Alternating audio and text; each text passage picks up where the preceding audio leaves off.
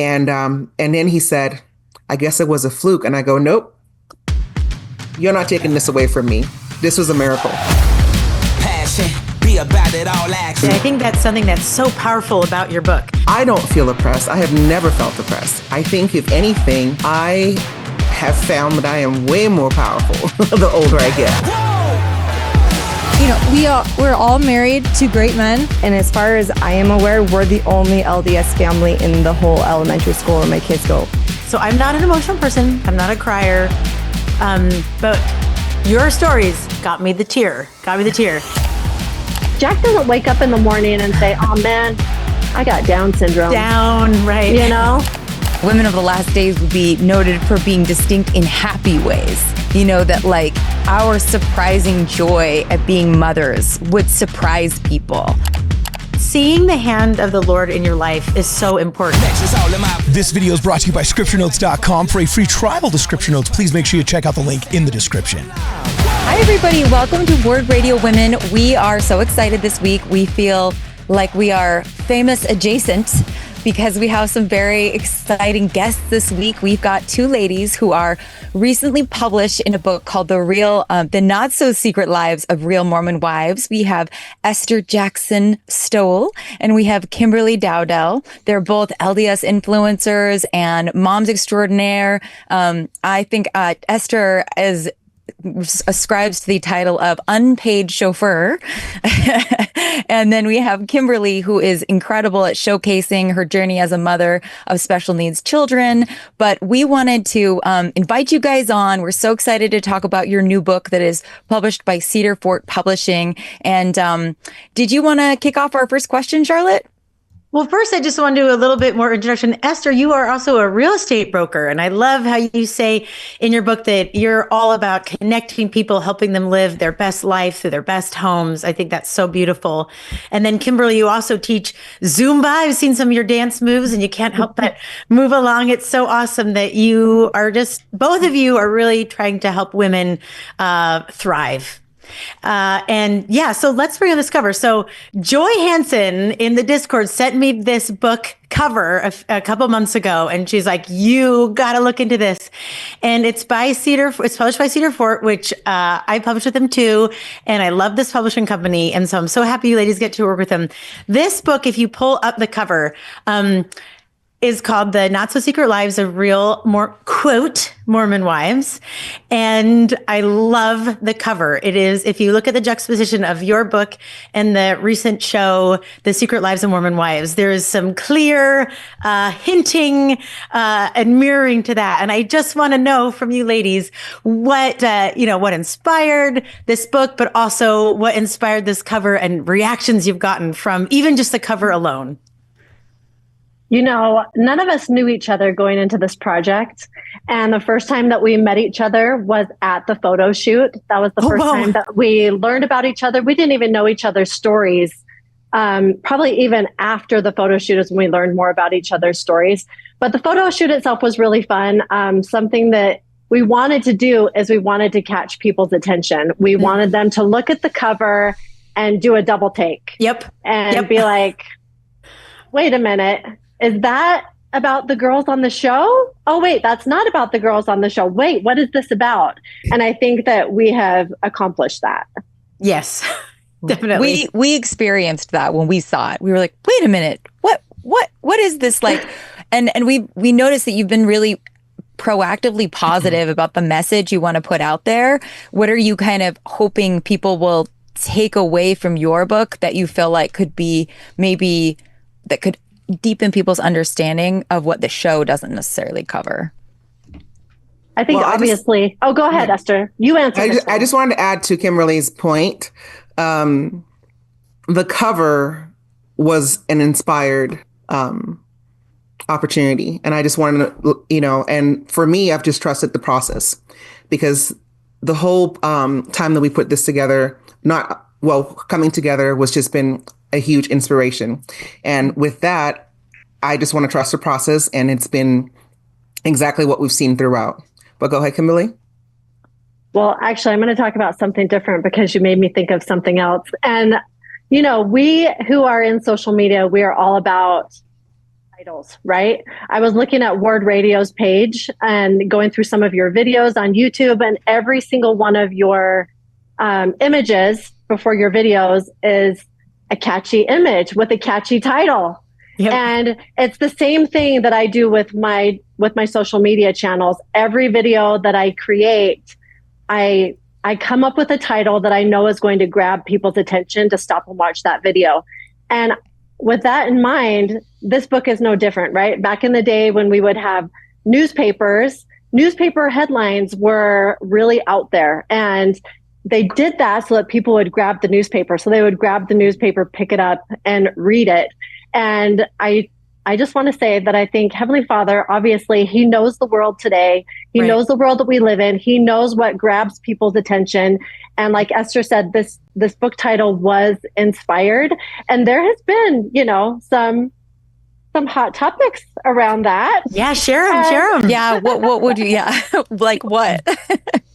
So when Cedar Fort first announced the book and they published the cover on their Facebook page, people were not actually looking at the picture. So just at first glance, they thought that Cedar Fort was writing a book about the women in the show.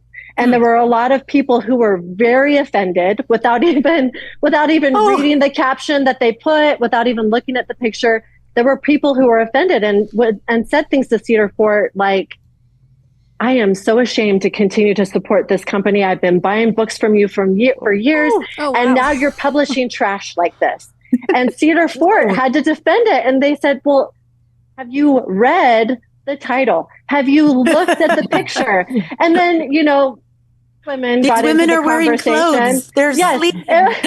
Women came into the conversation who were defending Cedar Fort, and they were saying, hello, look at the women. They're wearing modest clothing. Have you read the title? This is about women who are members of our faith, and they're trying to change the narrative of these stereotypes that are out there and are being presented for the church. So anyway, there was just some really interesting conversations around that. But then also some of the things that we have found is that, you can't ever make anybody happy, right? No matter what you do, there's always going to be someone who wants to challenge what you're doing. And, there's been some women out there who have looked at the cover of the book and they have judged the cover and said, this is everything that I've hated about women in the church. Oh. Meaning that they think that they only show women who are beautiful, or they only show women who aren't diverse enough. And I know that Emily from Cedar Fort, she had to come and she had to tell them, wait, so you're telling me we have a woman on here from Nigeria and she isn't diverse enough? Brazil. And from Brazil. Uh-huh. And so England, their skin isn't Taiwan. dark enough to make them diverse enough, Yeah. So that was what I was going to add to that. When I read that particular comment, I chuckled because it was beautiful in the sense that I came from a far cry from being called a African booty scratcher, as you can read in the book. Yeah. And so now they're saying that I'm fair and beautiful. I was like, hey, thanks. I appreciate that. So it's been a very interesting path for us to see and experience. And like Kimberly says, not everyone is going to be happy, but the purpose of that cover is doing exactly what it was meant to do, which is grab your attention and get you to stop and think and listen and just look a little closer. I've sent it to family members where I send, the book cover to them and they get back to me and said, yeah, I heard about the show. Yeah, it's kind of crazy. And I tell them, no, look closely. And then they look again I know and notice that I'm on the cover. And then they want to know how I got involved with that. So, and then now it's more interesting, but like Kimberly said, and it's doing exactly what it's supposed to do. I mean, even like if there was like a thesis to your book, it would be look closer. Yes. It would be like that's the whole response that you're trying to give the show is, wait a minute, look closer at what real Mormon Latter-day Saint women are like, and you might have to do a double take because what you thought was accurate. Like Correct. That's what, I think that's the whole, I was like, what is the main like message? And it's look closer. Like you actually know LDS women and they're probably deeper than this show is portraying, or more dynamic, or like we're a global church. And so there's people from all different backgrounds. Sorry, Kimberly. Oh, no, I was just going to add to that and say, Devin was the same. He sent this to his family members, and his sister said, "Why are you sending me this trash?" And he was like, "Did you look at the picture? Look who's on the cover." And you know what's crazy? Yeah. Like, hold on, Carter, you might want to edit this out because I'm about to be salty. But if you be the salt of the earth, Brittany. You're commanded to be the salt of the earth. Do it. It's just, I've been thinking about this. It's crazy to me that the people that attack our religion or just LDS women, right, and saying that we all, look the same. That was the whole thing. Alyssa Grenfell even said that. We all have Mormon face, right? What even is that? Yeah. And, not all of us are blonde and living in Utah. And they talk about how we're not, we all look the same and we're not diverse.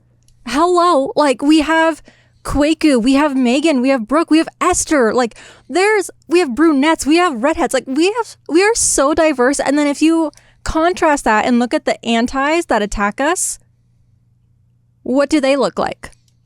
It's all just sad. Bored white women or bored white men. Like, that's all it is. And so I feel like they're projecting, and like, I don't know.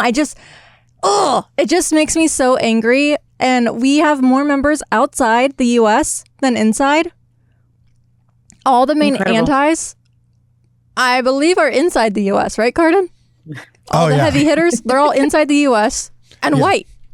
Emphasis on the heavy. Oh, gosh. Okay, edit that out.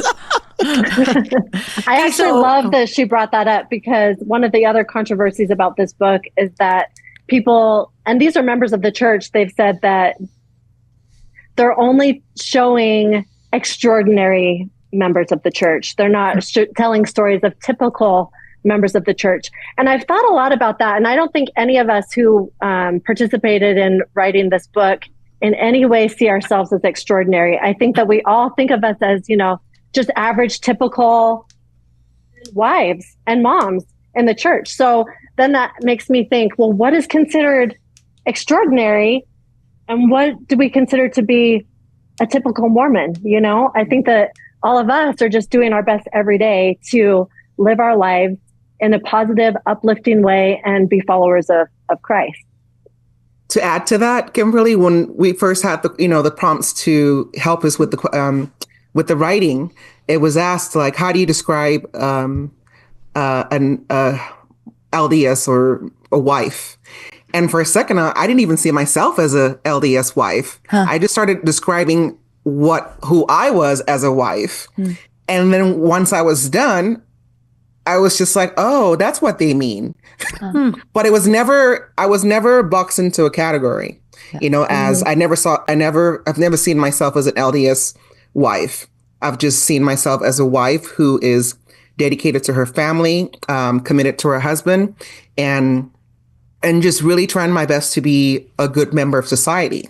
So if that's what people think that a LDS wife is, then hey, I'll take it, because we need more of that in this world. So you guys are like, we're sorry, we're not degenerates. Sorry, we didn't mean to offend. We're contributing to society. So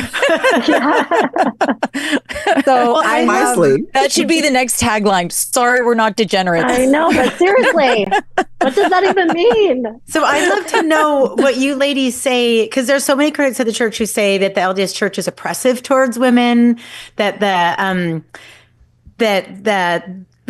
we can't express ourselves, we can't live, we just have to stay in the home, and how horrible that is for women. So what do you say to critics of the church who say that the church is oppressive to women? They should hang out with me. They should hang out with me one day. I agree with that. Everybody should hang out with Esther for a day. They'd be a better person just from hanging out with her. I honestly, I can't relate to that at all. And obviously everybody has a different story and has a different truth with what they've grown up with. But I was raised in a family where both of my parents, worked together as a team, and that, my dad continued to date my mom all throughout their marriage. And he still does, takes her out on weeknights or weekend date nights. And in our relationship, it's the same way. And you'll read in my story that I talk about motherhood, and I talk about, moments in early motherhood where I felt like maybe I was drowning in motherhood. And I think that we all can I have to say, Kimberly, that was my favorite. That was one of my favorite parts of your story is when you're like, oh, Cinderella, this amazing love story. And everything's perfect on the wedding day, except my husband's tux was a little too small. And oh, happily ever after. And then there's like 3 stars. And then your next paragraph is like, and then I was on the couch, pregnant with my 3rd child. And my hair was a mess. And there was food everywhere. And things are crazy. And it was 10 p.m. and my husband hadn't been back yet. I was like, wow, that was quite the transition. And we all can relate to that. But we all can relate to that, right? Like, I mean, you love being a mom, and it is so rewarding, but it is exhausting too.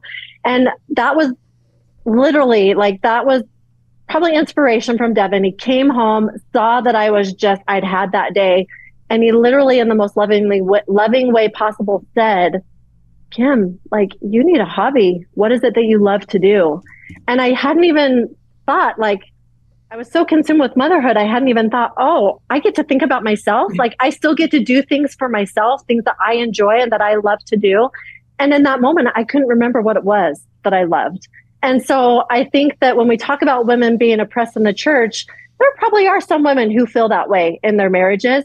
But from what I've experienced, and for most of my friends and people that I know, I would have to argue that maybe the women are the head of the household. I don't know. I mean, I like to relate back to that movie, My Big Fat Greek Wedding. The mom says to the daughter, well, he might be the head of the family, but I'm the neck.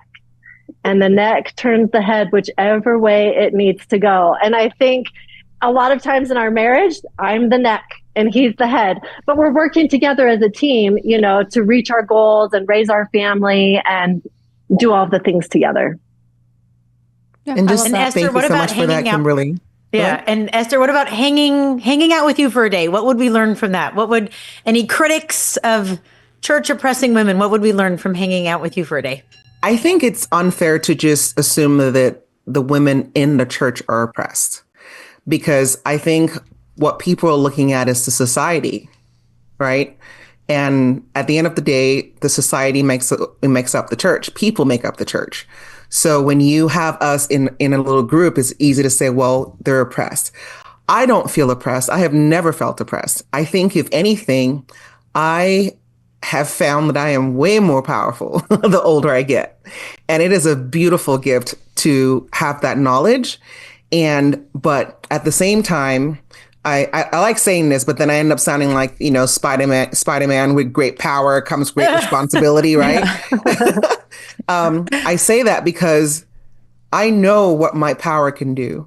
It could raise a family, raise a society, raise a community, or I can destroy it. So, like, what am I choosing to do? And I think for me personally, I am choosing to fight for my family, fight for the community that I live in, and really try to draw out the good in all that I do and see around me, because that's the only way that I feel I can really affect the changes that I need to see for my children for the future. And I don't want to just live on this earth and say, I came, I saw, and then I died. I want to be able to leave some kind of legacy of goodness. And I want to be able to do that in whatever way possible, whether it's small or it's big. So going back to like feeling, what the critics say about the church and women feeling oppressed, I really think it's just every relationship, right? Every relationship, it's what kind of relationship do you want to have with your spouse? Do you want to have a relationship where you are a team, or do you want to have a relationship where you stay as a doormat, and then allow the man or whoever to run things and then get mad that you're not a part of that? You have to insert yourself. I come from a background, Kimberly, I didn't have that, that beautiful example of your parents. My mom left when I was about 3 months old. I grew up with my dad and stepmom. Now, my dad, this is a little funny tidbit for you guys. I grew up in a polygamous family. My dad had 2 wives, which is hilarious, because I come and join this church and everyone is like, will your husband take on more wives? And I'm like, oh, no, he won't. But I grew up in that kind of household. Oh, wow. As a child in Nigeria. And then, so when people talk about polygamy, I'm like, well, I don't, that doesn't bother me. My husband won't take on a second wife, but I know the idea of it doesn't freak, it doesn't freak me out. But I also look at the society at the time when all that was happening. And I always tell people, like, listen, there's no man in the scripture that was perfect at all, except for Jesus Christ, right? But all our husbands cannot be Jesus Christ. We can all aspire to do better and just be better, but they'll make mistakes. So I cannot fault my husband every time he does something wrong, but I can learn and grow with him. And with that, that's how we're able to have a good relationship. And that's how we've always been. I picked a man who I saw that I could work with. I picked a man who I saw would allow me to accomplish my goals, because before we met, I was already very focused on, I tell him I was focused on ruling the world. That was my goal. Awesome. And I was in school doing whatever it took for me to get there. So when we met, I had to make that analysis and say, or that assessment and say, well, is this someone that's going to want to work with me, or is this someone that's going to derail me?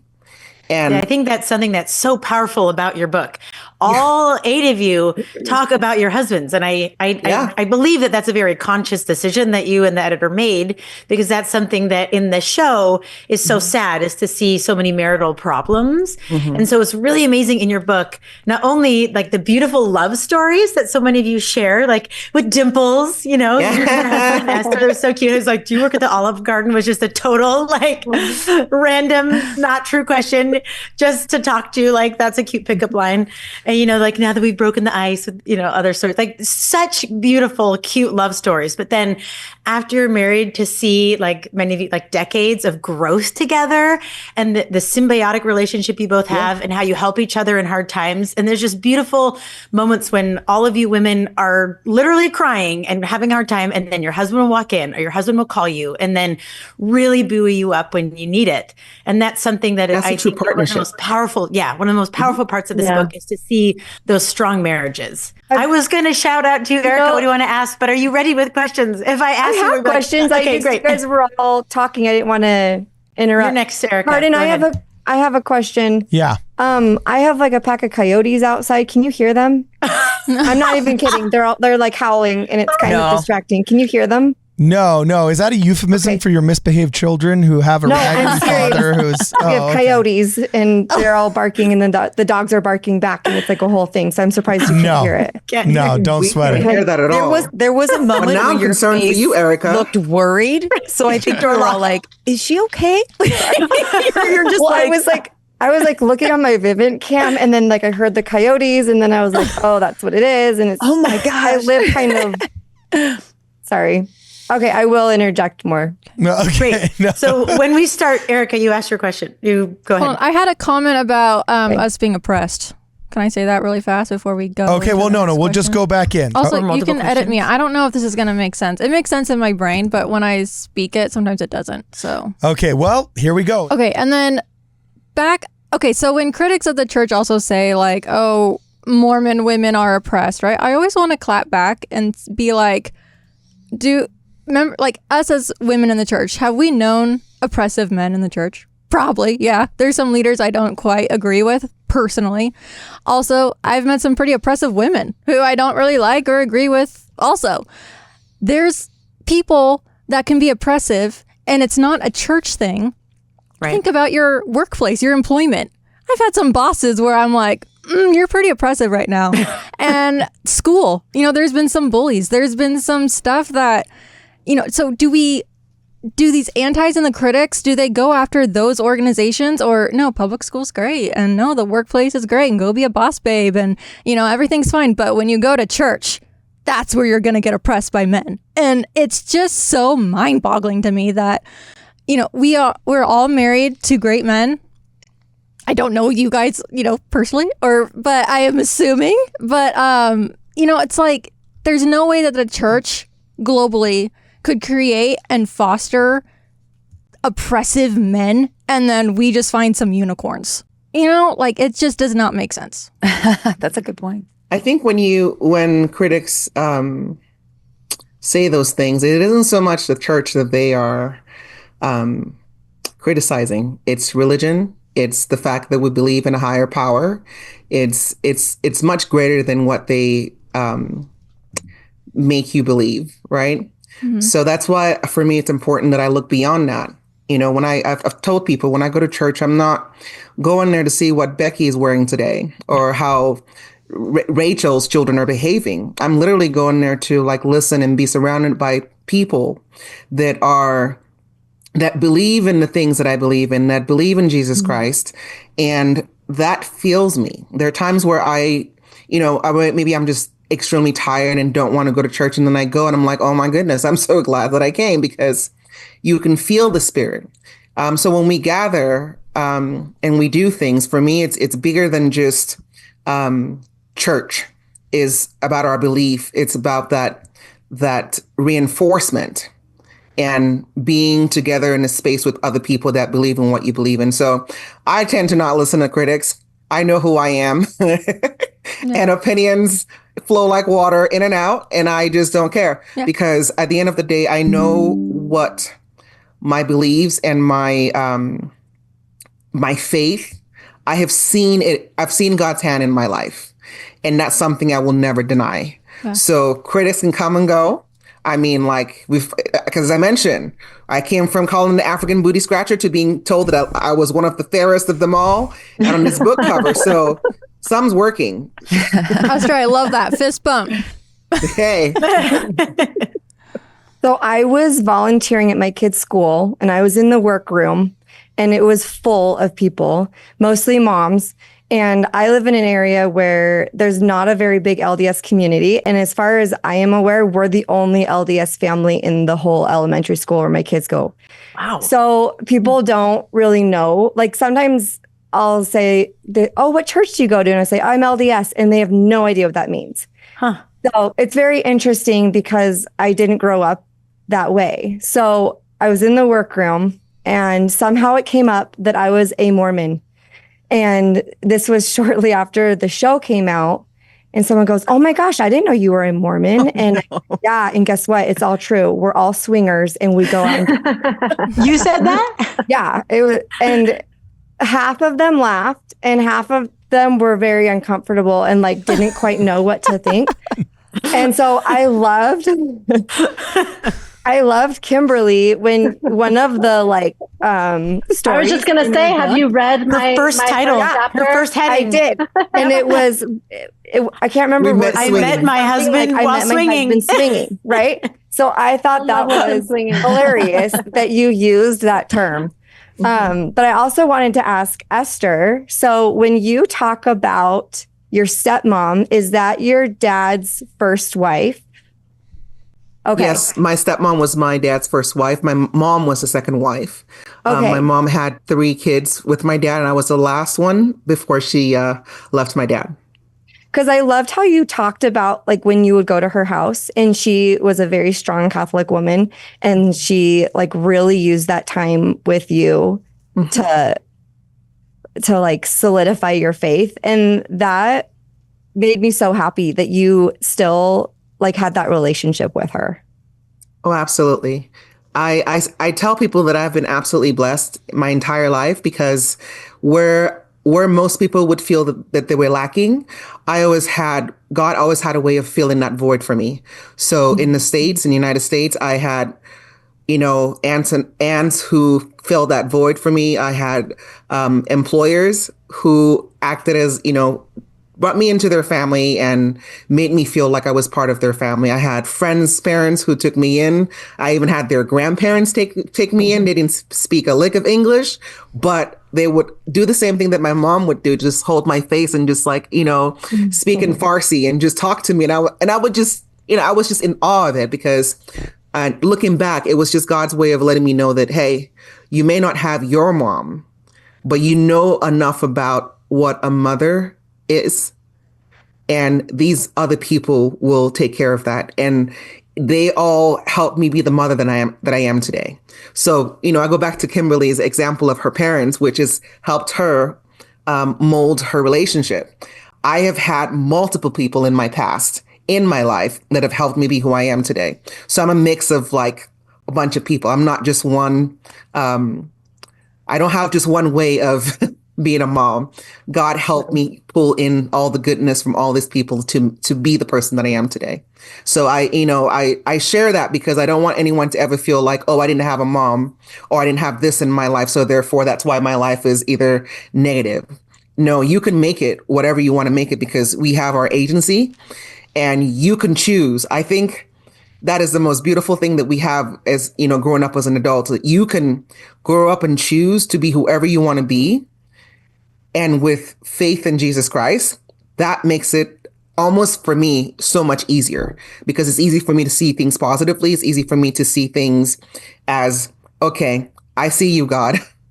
I hear you. I hear what you're trying to tell me and listen. That's the biggest key. Like you've got to listen and take it and make it the best that you can make it. Yeah. I'm so thrilled that both Kimberly and Esther are on the show. There's 8 women who were highlighted who have written their stories in this book. And so when we were trying to figure out who would be on the show, I was so thrilled that we got you two. And when I was reading your stories, I read the whole thing. And when I was reading your stories, so I'm not an emotional person. I'm not a crier.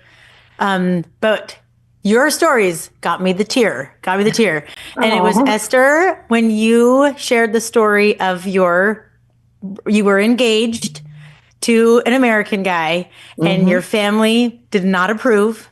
And I want you to tell that story. And then Kimberly, when you gave birth to a son who was, the doctor suspected after he was born that he had Down syndrome and you were waiting to hear back. And you were praying, you were asking everybody to pray. And you prayed, you said, everyone, please pray that he doesn't have it.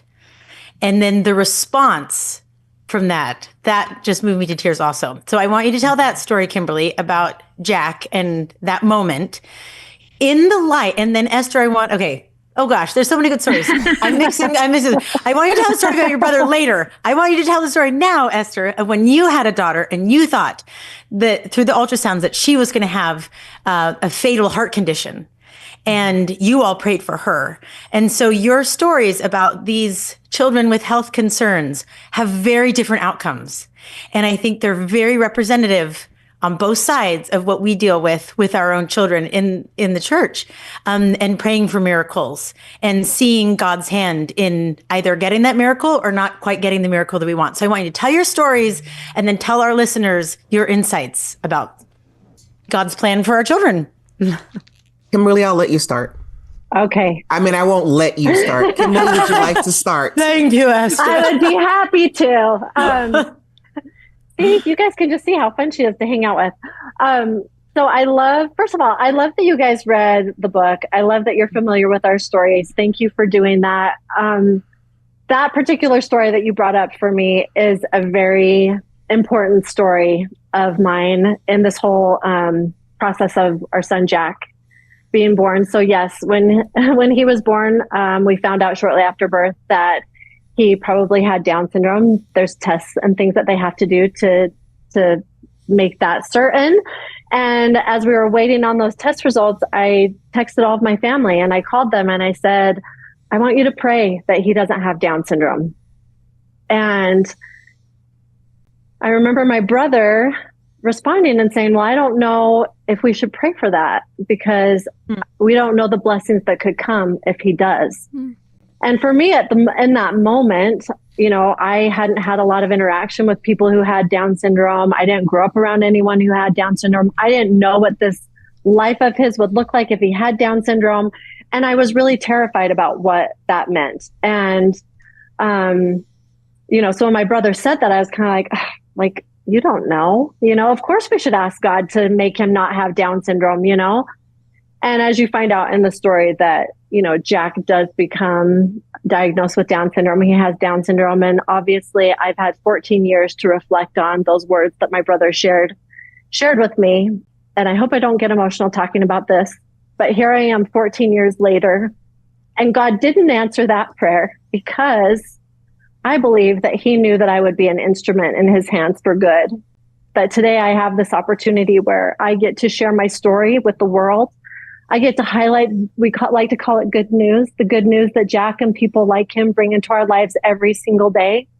And if God had answered my prayer and had made it so that Jack didn't have Down syndrome, I don't know where I would be without this part of my life. And I'm so thankful for it. I'm thankful that he knew better than I did, that he was able to see the future where I couldn't see it. And he was able to see the good that I was going to be able to do with this and share with others. And today we have the opportunity where online we get to give other people hope and a glimpse into their future of what their life of having a son or daughter with Down syndrome is going to look like. And I often get messages from new parents who say, I just received this Down syndrome diagnosis and I was having all of these worries and fears about the unknown. And then I stumbled across one of your videos of Jack and it totally changed my perspective. And I hope that someday, you know, my son, when he's older, that he greets his siblings the way that Jack does when they come home to visit. Or I hope that he gets that excited over a Slurpee, or, you know, like, I hope that he has friends who include him and take him to the movies the way that Jack's friends have with him. And the impact that we are having on people because of Jack having Down syndrome is so much bigger and so much greater than I ever could have hoped for. And yes, you know, Heavenly Father doesn't always answer the prayers that we think that he should answer in the way that we want him to, right?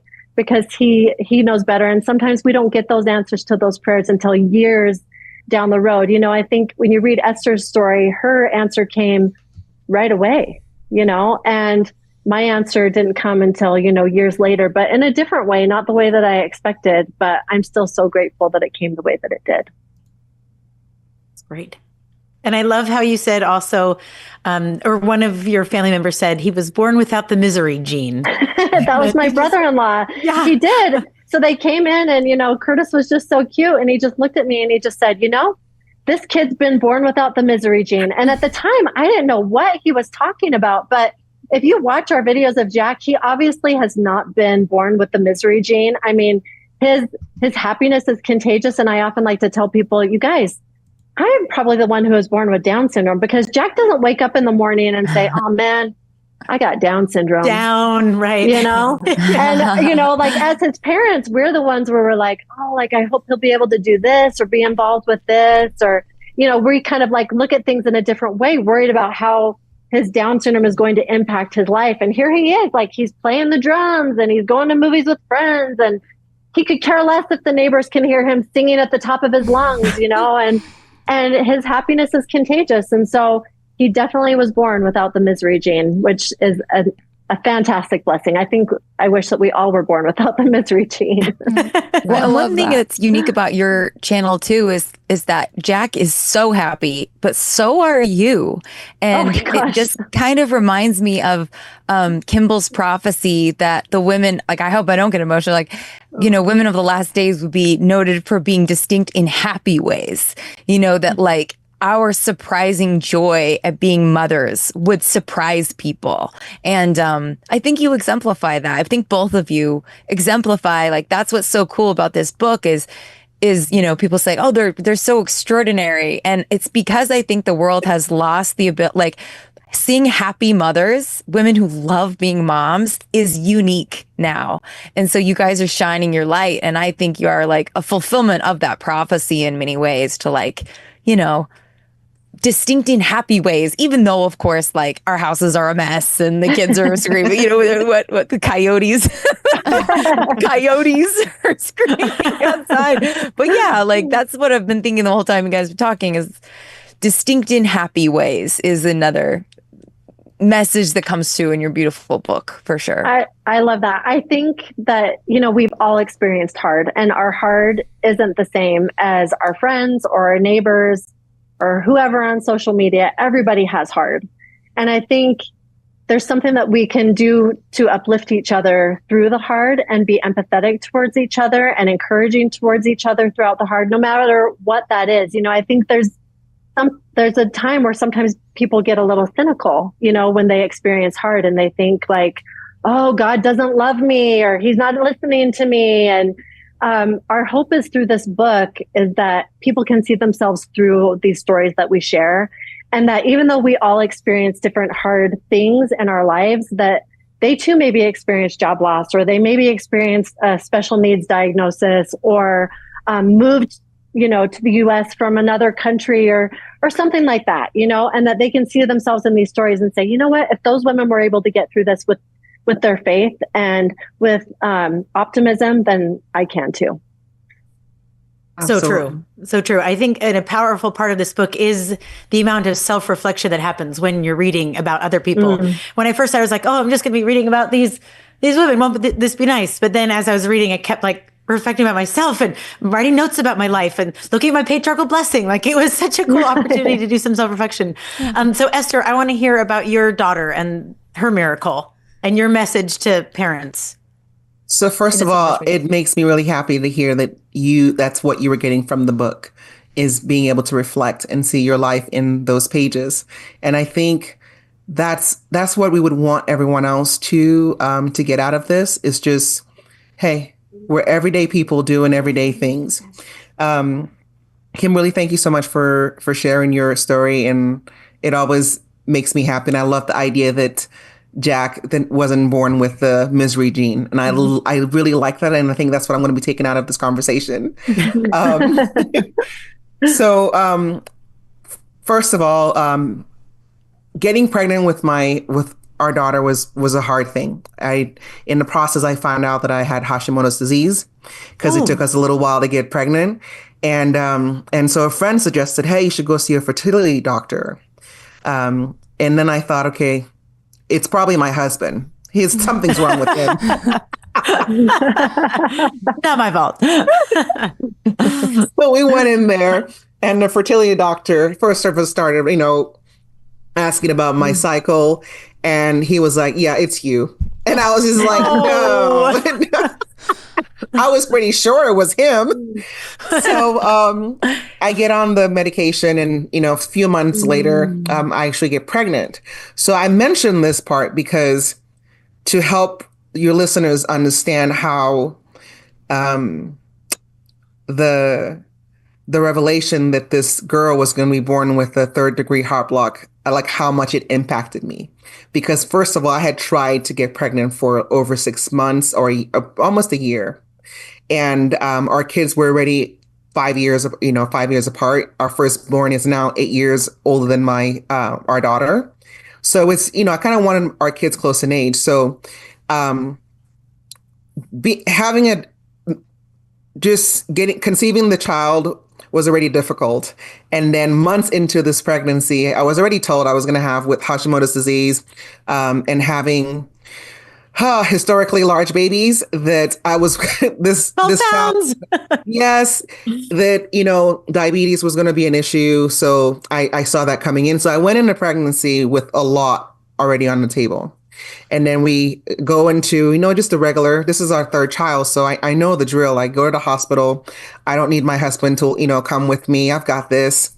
And the doctor looks at the ultrasound, and she's like, something's going on with the heart. I need you to go look at go see a specialist. And me again, it's just one of those things. I'm going to go check, and they're going to see everything is fine, and I'll just go home and continue. So I went to the specialist by myself, thinking, no big deal. Get in there, and they look, and they literally took an hour to just look at this baby's heart. And they were taking so long that it started concerning me. But then again, I didn't really think much about it. So then they come and sit me down in this room, 2 of them, the doctor and his assistant, and they have a paper, and they start telling me about 3rd-degree heart blocks. And then they explain that there's a one, like the 1st degree, 2nd, and then the 3rd was the ultimate, there's a complete block. And that if your daughter makes it, as in if you complete the pregnancy, we would probably want to deliver her around 32 weeks. But then what they could do also is give me steroids to help her heart continue to develop long enough to be delivered. So I'm taking all this in, and then they talk about the pacemaker. I didn't know much about pacemaker. I think the last time I heard about a pacemaker was this big black box on someone's chest. And so I thought, oh, this baby is gonna have a hard time needing this big black, that was just all in my head. So I left the hospital and I was incredibly sad. I was very sad because one, I had waited long enough to get pregnant.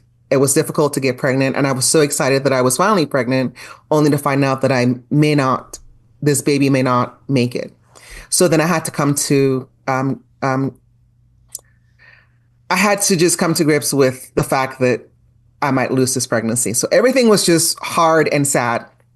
And I'm on my way back and I called my husband. I'm like, hey, I'm just bawling, coming down this. I don't know if most of you guys are from Utah, but Fort South, when you go up the hill to the University of Utah, which is where the hospital was.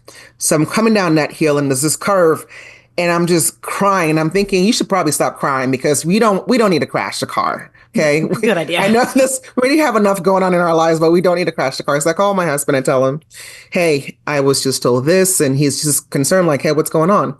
And I go, they said she's going to need a pacemaker. And the first thing he came out of his mouth was, okay, we'll get her a pacemaker. And I just thought, hey, what? Like, that is he? Here I am just completely just distraught. But that confidence that he had in that moment was all I needed to like really calm down, and got home, did some research, started learning more about this condition. And one of the things that I learned was that if the child makes it and as they grow up, they will be prone to heart attacks. So if they were scared, they'd have a heart attack. And then the thought of my father-in-law and my husband, who are notorious for scaring people, I walk into my house and I'm always looking around the corner because I don't know where he's going to pop out from. And that is the household that I live in. And I thought, these two grown men are going to have to learn to not scare people anymore, because we don't want to, hurt this baby of ours. And then I thought that's going to be really hard for them to stop being who they've been all these years. But then I thought, you know what, Heavenly Father, if this is what you want for us, then you'll make a way. And if most people that know me, they know that I'm always telling people that God will never give you more than you can handle. And so here I was in my condition where God was telling me, you can handle this. And I was freaking out. So then I just accepted that. I accepted that as my family coming in here right now and interrupting me. Love you. So anyway, I accepted that and did the research and just left everything up to God, and I trusted him to just let whatever we needed to do for this child, we would be there. And I had a spouse that was willing to do that with me and support me in that process. And again, being a real estate broker, I have tremendous amount of flexibility in my time and space. And I knew I could go sit in the hospital for 3 months until delivery for this job because I could work from the hospital bed. But then I got a blessing, and the blessing was very simple. It was just, that we would accept whatever was to come. And I remember going back to the hospital with a notepad. I had my tracksuit on, a notepad, just ready to take notes on what I needed to go sit in the hospital for the next 3 months to do my part to make sure that this girl makes it, right? And I get in there and they look at the heart and they're taking forever again. I'm thinking, you've already done this. We're done. It's been a week. You said this was irreversible. Nothing's changing. So that's fine. So I get there and the nurse, after the tech person, after maybe like half hour, she goes out and then she comes back in. She says, if I had not seen your chart, I wouldn't know this was the same heart we're talking about. Wow. And I remember thinking, put a pin on that. Where's the doctor? Let's get the doctor in here because I don't want to hear any like, oh, it's okay and it's not. So she walks in and she's like, let's send you back to the specialist. Let's have them go check it again. And we get up there a few days later, and the specialist, the head of the department comes and he checks it and then comes back and talks to, this time around, I went with my husband. I was not going to make that mistake again. Comes and tells us that it looks like her heart is okay. Her heart was beating at the at the rate it's supposed to, the top and bottom valve. And then he said, I guess it was a fluke. And I go, nope, you're not taking this away from me. This was a miracle. And this is my God answering my prayer, because we had family members in the United States, in Nigeria, we have family in Europe. Everyone across the world was praying for this little girl for whatever outcome that, we needed. And I remember asking God, because I'm one of those people that when I ask God for something, I tell him, please don't show me butterflies fluttering in the air. I don't want the wind. I want like a legit response so that I know without a doubt that this is from you. And during that time, that was what I prayed for. If you were going to heal her, I want her to be just the way she's supposed to be. If you're not, I want you to give us the means and the support to help her live a comfortable life. And that was the outcome of that, of that prayer that we had. And I was willing to take just anything just to bring this little girl here. And she just came in here not a few minutes ago. She has been absolute heaven sent. I look at her and I look at my kids and I wonder, like, I feel very privileged to be their mom. I thank them all the time for choosing me to be their mom on this earth, because it is such a privilege to raise these children and to see their beautiful minds, see who they're becoming, and just watch them. And I tell people all the time, like, listen, I have Comedy Central in my house 24/7. I don't even need TV because they're so hilarious. And they all have their different personality and they're all beautiful. And I'm just grateful that God answered that particular prayer for us the way that he did, because I do not take that for granted at all. It sounds like you both are saying the common theme of faith. Like, being a parent just takes a lot of faith. A lot of faith. You have no idea what's going to happen. And when hard things happen, the only thing you can do is just pray, but pray and then move forward. So that move forward, absolutely. Like, you were prepared to be in that bed for 3 months. And yep. Kimberly, you move forward to take care of Jack however you could. And I know Brittany, you were just at the doctor, and Erica, Rachel, we're all taking care of our kids as best, and we can pray for what we think is going to be the best with that faith, knowing that whatever happens, God is still, everything's going to be okay with God. This is his child more than it's my child.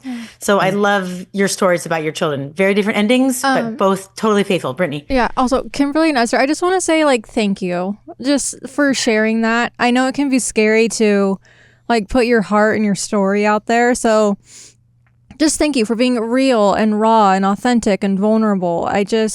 I've learned so much, and it just makes me I don't know, just that human connection and that emotion. I really love that. And I love that. I think we have that more in tune than men do. I don't know, maybe men do. But I love that. I love also, that's such a big part of our church. I feel like we have testimony meeting where people can get up there and share their real and raw and authentic testimonies.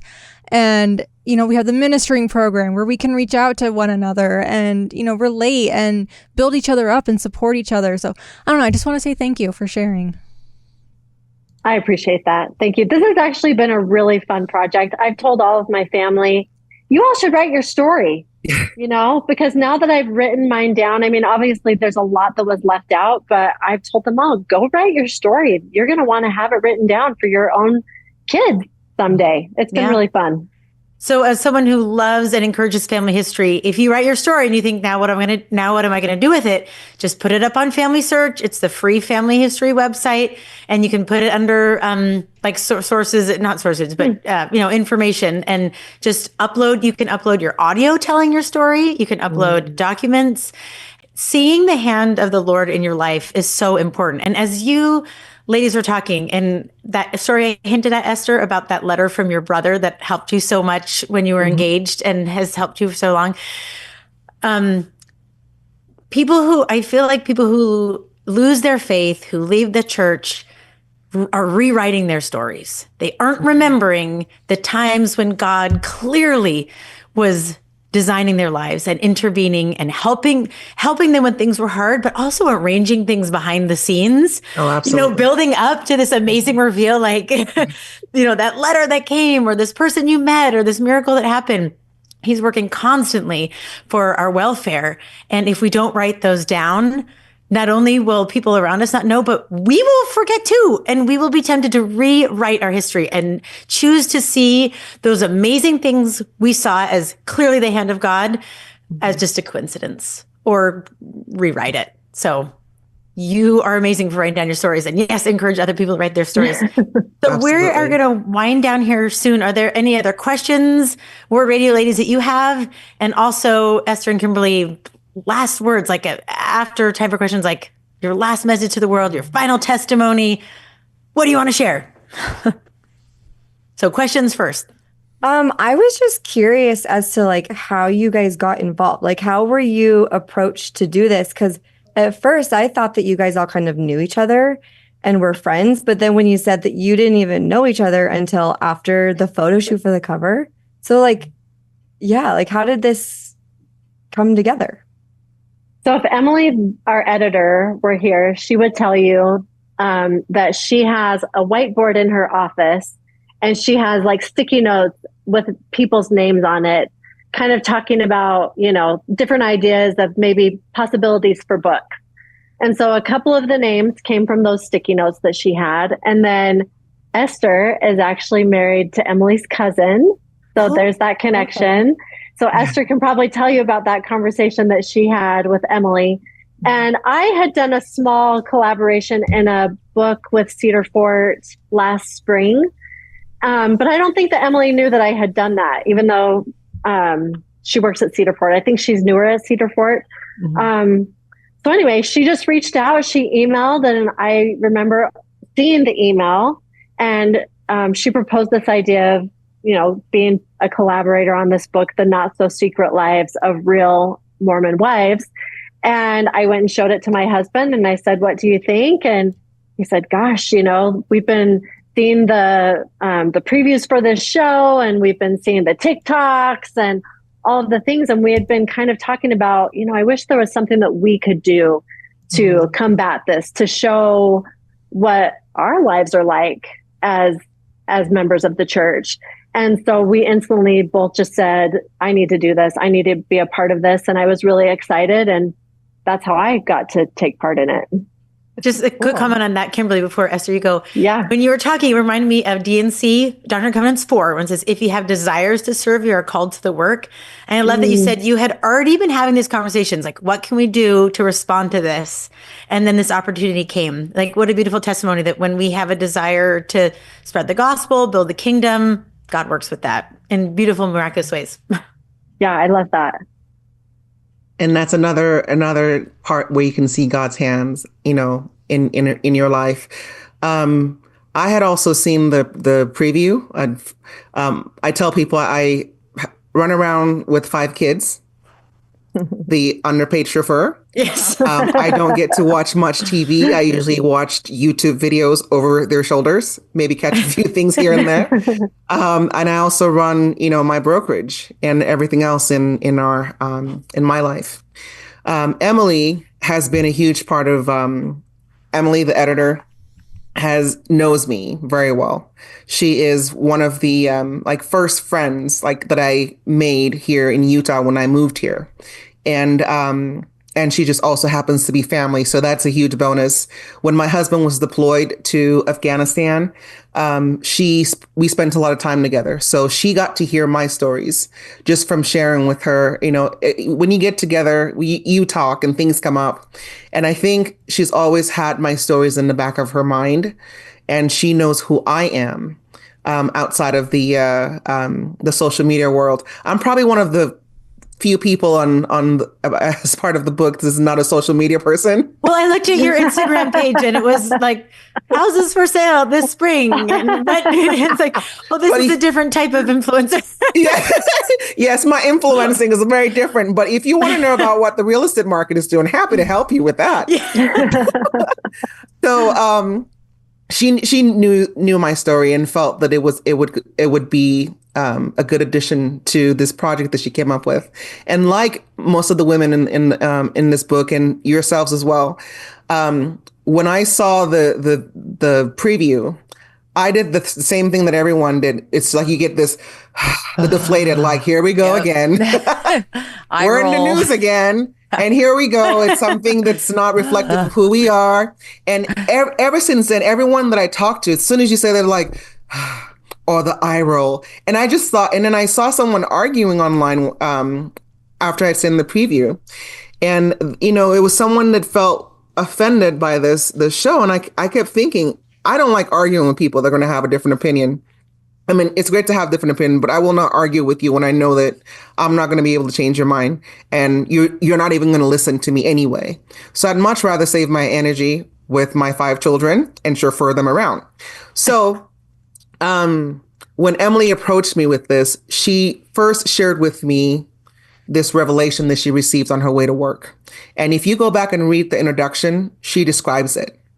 She shared that with me, and the minute that she did, before she even asked me if I wanted to be a part of this, in my mind, I already said yes. I already said yes, because this was my way of contributing to a conversation that is about me and other members of my church that is not reflective of who we are. And I'd rather be a part of something that tries to shine light on who we are so that the world truly knows, or at least has something to compare with to make their own decision about who they have come to know that we are. And I also see this as missionary work. I'm a convert to the church. So I didn't get to go on a mission at 18. And I've always thought I'll do a service mission when we get older. But then I thought, you know what, this would be a great opportunity for me to be a part of something where maybe someone is struggling with their faith. Maybe someone is struggling about their conversion. And this would be my story to help them, you know, explain things that they may not be aware of about the church, things that people highlight that may not be true. And do it in a way that allows that person to, you know, kind of stumble over their own understanding versus me screaming at them, trying to like beat my beliefs down their throat. So again, when Emily approached me, it was an easy yes for me. And I feel very honored and privileged to be chosen to be in the same reigns as this wonderful, beautiful women that are part of this project, because it is incredible. Usually I see things from hindsight, but this was like one of the first projects that I looked and I can see the future of it. And the future is beautiful. And I pray and hope that those that will come across it, whether it's just looking at the book cover or actually reading a few pages in the book, will open up and lift someone out of whatever sadness or struggles that they're dealing with, and that they'll find their own faith, whatever church they may be, but they'll find their own faith and fill their heart, which is something with the goodness of God. Awesome. Thank you so much. Thank you. Other questions? Any last words? I just want to say thank you to you guys for, you guys are awesome. for inviting us to this. I've never been on a podcast, so this has been very interesting from getting it all together and all the mic names and things that Cardin was mentioning. I just thought, well, this is all great new vocabulary for me. So thank you for that. And thank you for doing your part to spread the gospel of Jesus Christ. It is a very powerful and wonderful thing that you guys are doing. Well, thank you. We're really grateful for you guys and your testimonies and your examples of just being like happy Latter-day Saint women. If there are women out there who want to send a kind, friendly, maybe even fan-based message to you, is there a preferred place that they find you on Instagram or anything you'd like to share with our audience? They can find me. I'm on Instagram at the Kimberly Dowdell. I'm also on TikTok. Just Kimberly.Dowdell. I get all of these confused. Kimberly.Dowdell on TikTok. And I'm on YouTube too. You can find me on YouTube. It's the same, Kimberly.Dowdell. And Esther, how can we find you? Boy, the non-social media person.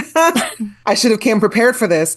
We are on Instagram. We're also Facebook. It's Ekot Properties, EKOT_properties. And you can find us in whatever platform. And if you can also find me on LinkedIn. That's where if you need a house, she'll respond to your message 3 times as fast. That's right. We know it's tough out there. You can talk to Brittany. Like it's tough to put yourself out there, and you've got a tribe here with us. We get it. We get it. It's nice to have, sisters in arms who believe in the gospel and they want to kind of spread our joy. And so we're grateful for you guys that you guys were willing to put yourselves out there for all the slings and the arrows. What we find is that the people that you do impact the most are the people who usually don't say anything. And the people who are quiet are the ones who take it in and are affected by it. But the people, so just remember there's a lot of silent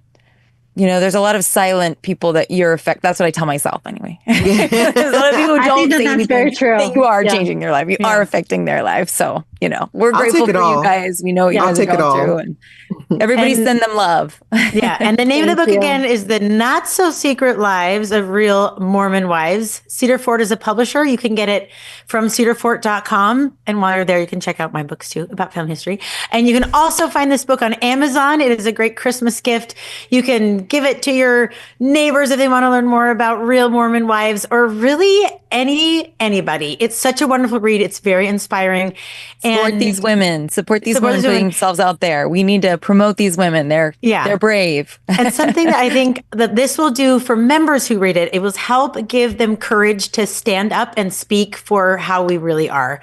Because even just with the cover, like knowing that people, like that's something that our audience loves about Word Radio. It's like we help them give confidence that there's an answer, that there's a response, that we don't just have to take criticism, but that we can respond intelligently and happily. And so I hope this book gives, even just the cover, I hope this book gives members the confidence to respond and to say, we are awesome. Life is great. The church is great. Come to church with us. Come get to know us. You'll be happy. And we'll be happy to get to know you too. Yes. Absolutely. Well, thank you so much again, Esther and Kimberly. And for this and more, check us out at wardradio.com. Passion, be about it, all action. Hey guys, thanks for watching the video. We assume if you made it this far that you liked our content. So please make sure that you smash that like button and you share this video with your friends. Also, if you haven't subscribed yet to our channel, please make sure that you subscribe and you press the alert button so you receive alerts on every one of our daily uploads. Now, we want to make sure that we keep all of this content flowing for free to you, the viewer. And to do that, we need your help. If you're a person of means, please consider a direct contribution through Venmo or through Zelle, and the links to those platforms will be in the description as well. Also, if you want to help us out, please make sure you buy some of our merch. We got really cool hats, really cool t-shirts for both boy and girl viewers, all available on wardradio.com. And while you're there, you can sign up for our Ward Radio newsletter. You can receive all the really great Ward Radio news directly in your inbox simply by putting your email address in wardradio.com. And finally, if you guys want to help out purchasing some of the equipment in the studio, you can always check out our Amazon wish list that is also available in the description of this video. And either way, whether you're pressing this button here to make sure you're subscribed to our channel, or whether you're watching another video here just because you like our stuff, we look forward to seeing you guys in the next program.